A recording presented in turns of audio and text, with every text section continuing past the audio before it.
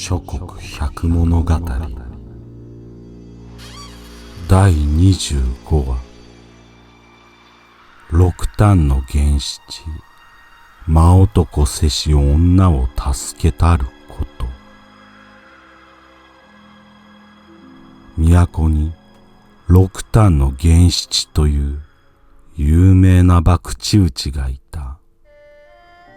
ある時良い相手を求めて勝負をしようと東に下っていたが、道に行き暮れ、ある里に立ち寄り宿を求めた。しかし家の主人は、ここの里は人に宿を貸すことが禁止されておる。ここから2、3里約10キロほど先の里に泊まってくだされ。という。源七は仕方がなく行ってみたが、家もない。あれこれ家を探しているうちに夜も更けて、疲れ切っていたところ、とある森の中に、わずかに小さな光を灯した宮が見えた。これ幸いと、ここで一夜を明かそうと思い、宮の傍らで横になった。そうしていると、夜半過ぎ、森の東の方から、かすかに光が動くのが見えた。源七は不思議に思い、火の行方を目で追った。だんだんとこの宮に近づいてくる。よくよく見れば、年の頃30ばかりの男が、大脇差しを差して、拝殿へ上がった。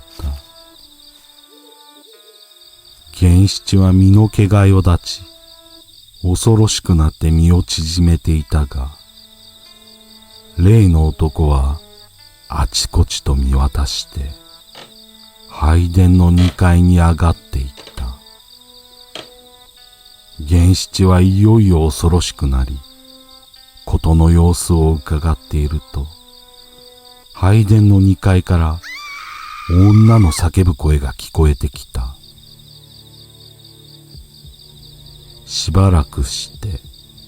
2階から男が行灯を持って降りてきて、元の道へ帰っていった。源七はますます不審に思い、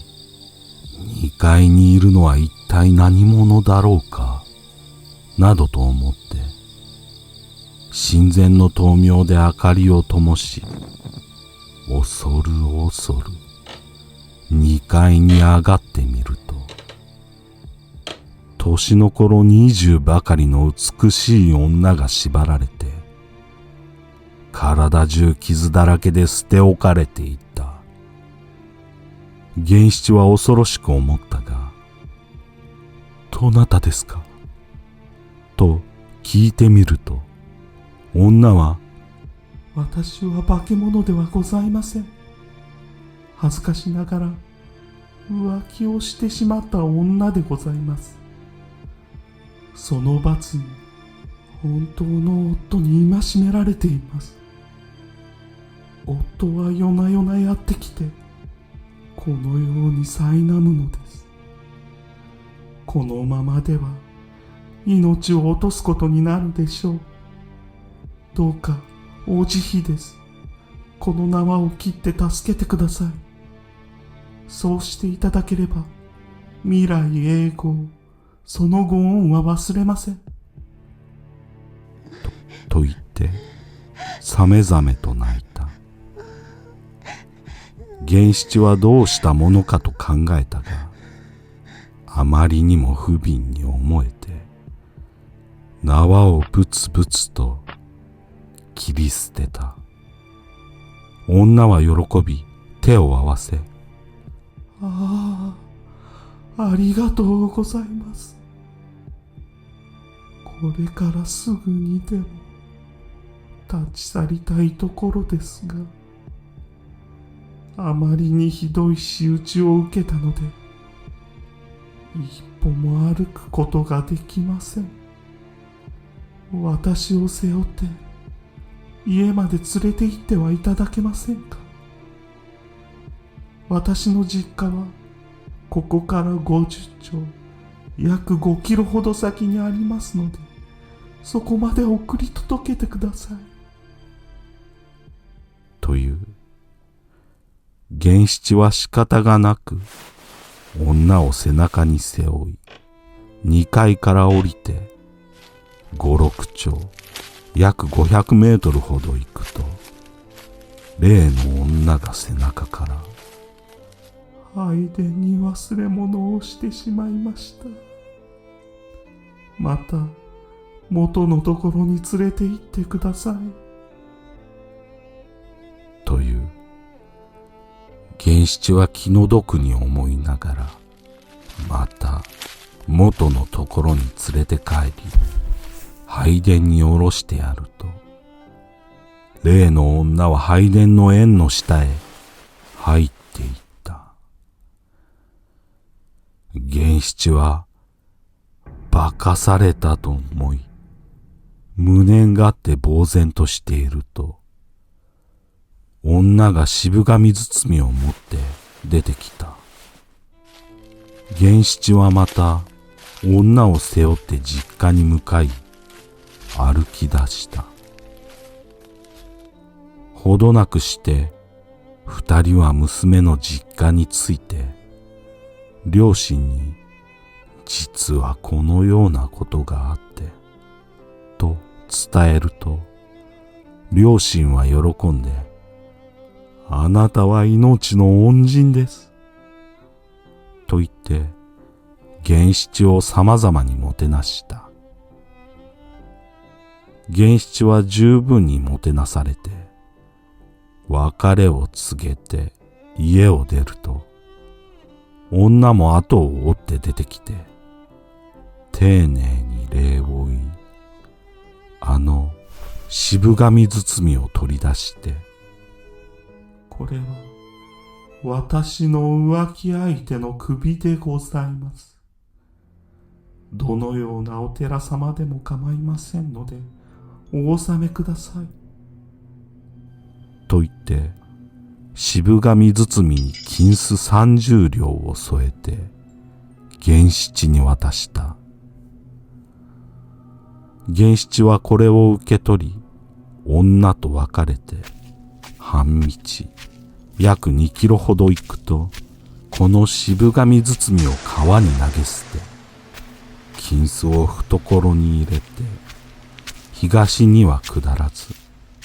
都を目指し登っていった。源七は武勇のものであったので、思いもよらぬ金を横取りできたと、都に登って語ったということである。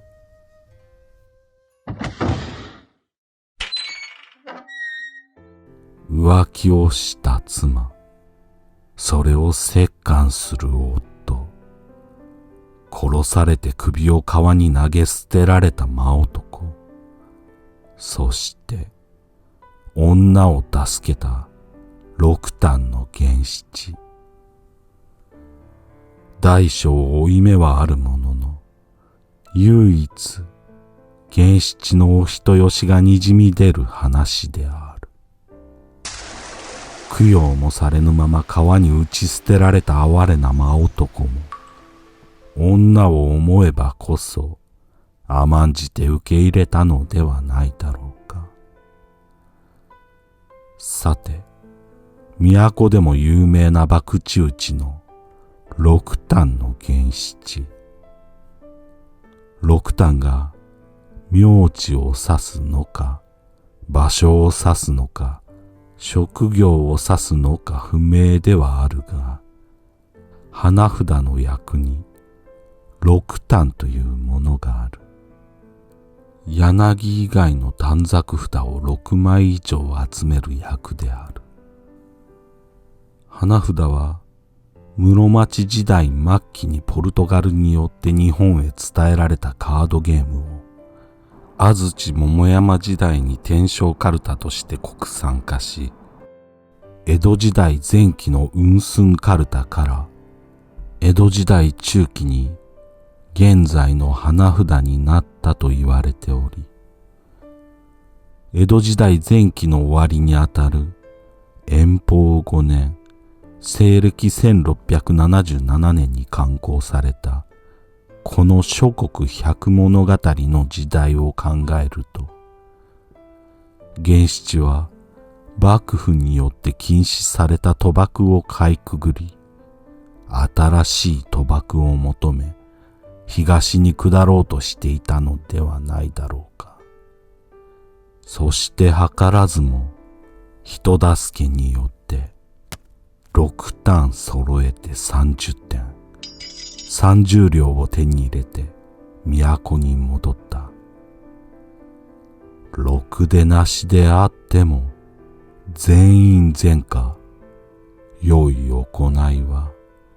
いずれ必ず良い結果を実らすのである。